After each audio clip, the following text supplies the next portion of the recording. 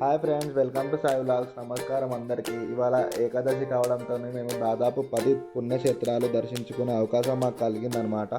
So ఆ దివ్య అనుభవాన్ని మీ అందరికీ షేర్ చేసుకోవాలని ఈ వీడియో చేస్తున్నాను అనమాట.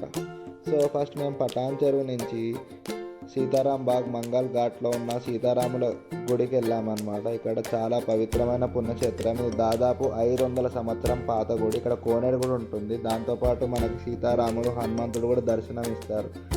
ఇక్కడ ఈ టెంపుల్ మాత్రం చాలా చాలా పాత టెంపుల్. మీ అందరు దర్శించుకోవాలి. ఇంకా చాలా ప్రశాంతంగా ఉంటుంది గుడి కూడా. తర్వాత అక్కడి నుంచి మేము లింగయ్య టిఫిన్ సెంటర్స్కి వెళ్ళి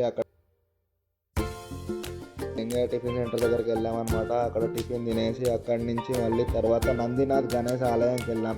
విఘ్నాలు తొలగించే వినాయక స్వామి వారి దర్శించుకుని మా యాత్ర విజయవంతంగా సాగాలని ప్రార్థించాం.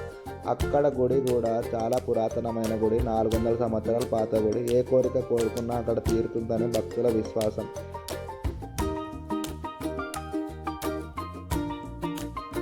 పూరి జగన్నాథ్ మఠం దర్శించుకున్నాం.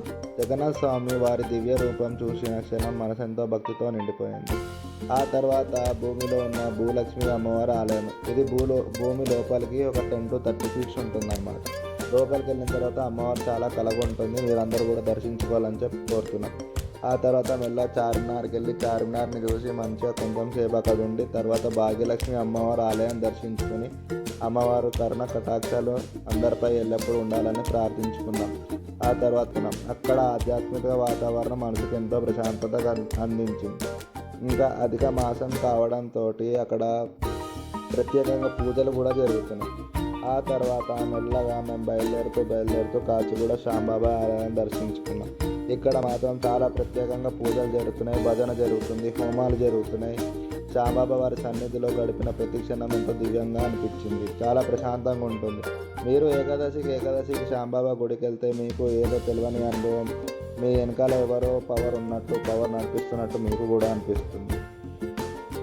అప్పటికే టైం 12:30 అయింది. ఇంకా అనంతరం అక్కడి నుంచి టీటీడీ హిమాయత్ నగర్ శ్రీ వెంకటేశ్వర స్వామి ఆలయం చేరుకున్నాం. గోవింద్ దివ్య దర్శనం మా యాత్ర మరొక మధురమైన అనుభూతి నిలిచిపోయింది.